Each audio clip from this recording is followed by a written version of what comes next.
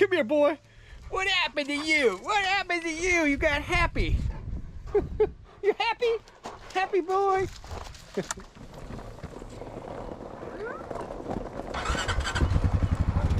Yeah.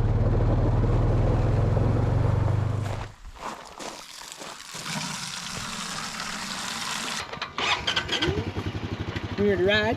You want to ride? Hey, are we going? Yeah.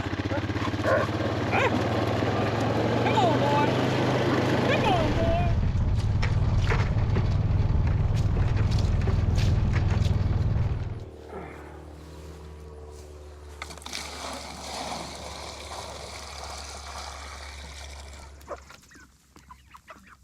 Hey there, folks. This is Josh, Stoney Ridge Farmer. Welcome back to another gorgeous day, hot day here on the Stoney Ridge Farm. And today we're going to talk about heat and stress and what we have to do extra here on the Stoney Ridge Farm in order to help our animals recover and do good in hot weather. So folks, these are our layers and our meat birds for the year. They're the American breast or American breast chicken. These guys are pretty heat tolerant. When you get your chickens, you need to think about where you are, where you're located, okay? So if you're up north where it gets to sub-zero temperatures, you may want to consider a bird that's more hardy for cold temperatures. Chickens are tropical animals, so heat really doesn't bother them so much as long as they have access to good water and good shade. We got about 70 chickens here, and all 70 of these chickens are drinking water like crazy all summer long. So I'm giving them about 10 gallons of water per day. We keep the feeders full, the waterers full, and we keep the waterers out of the shade, so they have to leave the shade to go to the water. And why do we do that? It's so they don't just lay under there and drink up all the water all day long. We don't need them to do that. We need them to have access to shade to where they can get cooled off, lay down on a nice cool ground, which stays about 55 to 60 degrees, and have access to good food and good water. Now, let's take Buddy on his special treat. He gets a special treat every day, and Buddy is my dog. We've got 5 cats that are outside cats. Buddy is an outside dog. This is a farm dog, and I don't know how many of you guys have ever driven up to a farm, but what happens when you drive up to a farm? You're always greeted by either barking dogs or wagging tails. These dogs aren't inside dogs. This is a farm dog. He protects the area. He protects these chickens. He protects the garden from deer. He protects the chickens from foxes and coyotes. He protects the cows also. And what he does is he deserves to get a nice cool dip every day. So let's take Buddy out for his morning dip. Another reason why Buddy stays outside is because if his bark or his bite doesn't get you, his smell will get you. He's stinking. Come on! Good boy.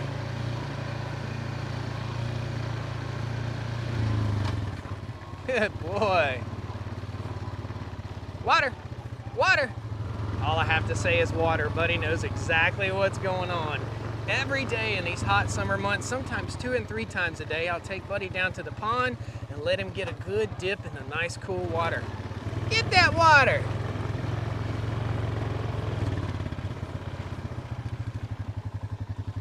Get that water! Ever since Buddy was a pup, he's always loved water. He always likes to get out in the water. He likes to swim. He likes to play. He's getting a little bit older. Guys, I'm giving him some medication right now to help him. His hips are a little bit sore. I can tell he doesn't have the spring in his step that he used to have. And also, he got a little bit wormy. So we dewormed Buddy, and man, it really turned him around. He's looking absolutely great. Good job, boy. Get that water. Get that water. Get that water. Are you ready? I think you're ready. You ready? Ready? Good boy. Very smart dog.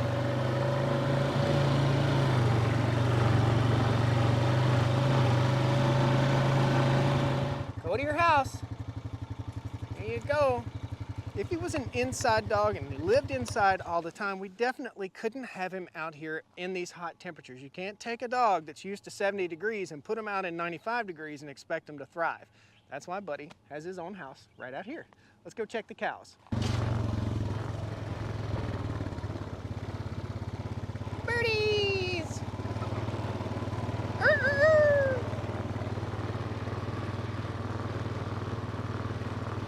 All right, guys, we're gonna drive by the honeybees right here. They are grumpy, grumpy, grumpy, grumpy. We're just simply gonna drive by quickly. Hot, dry summer days make your honeybees angry. Those honeybees will not tolerate me at all. So we're riding up to the cow pasture right here, and this is where the cows are for the next 24 hours. Hey, Tammy. Good morning, Tammy. How are you? How are you, Tammy? Tammy is our guard donkey, and Tammy is very, very heat tolerant. If you know anything about donkeys, donkeys are definitely a very heat tolerant animal. When the cows are over in the shade down by the creek, Tammy is right out here by the gate, right out in the sunshine. It doesn't seem to bother her too much, and I've never seen signs of heat stress in Tammy. Let's walk over and we'll show you where the cows are, and we'll talk about heat stress in cattle. As you guys can see, it's super dry out. I fed hay here yesterday, here this morning already, and we've got several different little piles of hay. The ground is so hard and dry right now, it's just cracking up really, really bad. We've not had a significant rainfall in quite some time here on the Stoney Ridge Farm. We're in north central North Carolina in the foothills of the Blue Ridge Mountains. We're gonna follow Tammy. We can hear the cows over here. In fact, let's go ahead and give them our cattle call. Woo! So if they don't respond to me and they don't call back, that means they're pretty happy, pretty chill. Same scenario here, guys. The cows have access to shade. This valley right here also has a creek in it. The food is out here. I want them to not be laying around, lounging and pooping in their food. So they lounge over here and they eat out here. They've got one more day in this paddock before we move them across the farm to nice green grass, which is right over there, and we're going to give them access to about 40 acres. So in the hottest part of the day, the cattle tend to get over here in a shady area, and you can see they're all basically lounging right here in the shade. They will consume the leaves off of these trees. They will eat up the canopy just like so, and they'll lay down right here in this nice cool sandy soil down by the creek. Hey guys, good morning everybody. So let's talk about signs of heat stress in our animals, guys. And none of these animals are showing signs of heat stress. One sign of heat stress would be panting. Their mouth would be wide open. They would actually have drool or froth coming from them. You can see their belly panting. These cows are not under any heat stress whatsoever right here because they have a nice, cool place to chill out. Now, here on the Stoney Ridge Farm, I'm pretty much about keeping our animals out of waterways. However, I've had to make an exception to this, and in the regenerative farming world, we try to make exceptions to every rule, I guess. The cows need a cool place to chill out, whether it's access to a pond in temperatures like this or access to a creek, which you can see some of the cows are actually down here by the creek. Hey, bud, how you doing? How you guys doing this morning? Hey. Good morning, everybody. You don't have to get up. Daddy's just coming down through here. So you can see there's a nice big water puddle down here. This cow's standing in the water puddle, and they're actually dispersing heat from their bodies through their hooves. In other words, they'll get in this nice running water, and they will lose body heat through the hoof, touching that cool water. Everybody is very chill, very relaxed. We've just got a pretty cool little ecosystem going right here. Do I believe that we need to overstress waterways by putting our cattle in waterways? Absolutely not. Do I believe in losing cattle to heat stress because they don't have access to shade in a waterway? No. I think there comes a time when there's an exception to every single rule, and that exception is right now in the hot time of the year.